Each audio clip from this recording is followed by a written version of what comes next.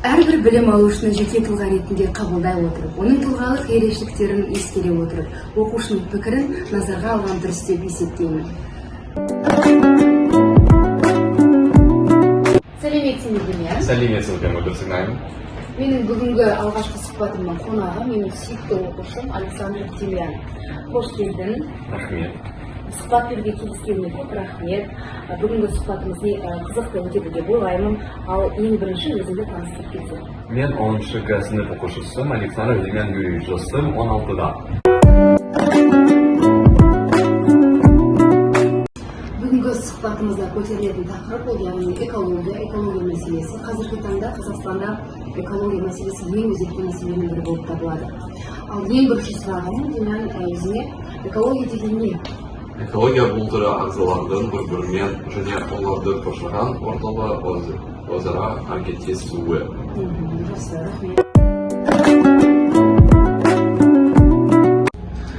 Келесі сұрағым мынандай, мысалға біз Алматы қаласының тұрғынымыз, осы Алматы қаласының экологиялық жағдайы қандай? Алматының экологиясы өте нашар. Неге, не себепті?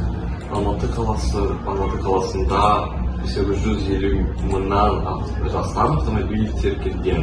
Сол себепті ауа ластанады. Біздің мақсатымыз Алматының экологиясын жақсарту.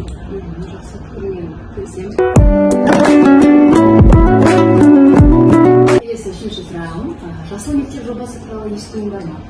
Иә, естуім бар. Жасыл мектеп жобасының мақсаты балаларды экомәдениет пен қоршаған ортаны қорғауға баулу. Біздің мектебімізде жасыл мектеп жобасы аясында қайта өңдеуге болатын қоқыстарды жинайтын ящиктер орнатылған. Ящиктер, дұрыс айтасың. Біздің мектебімізде жасыл мектеп жобасы іске қосылып, жұмыстар жүргізілуде.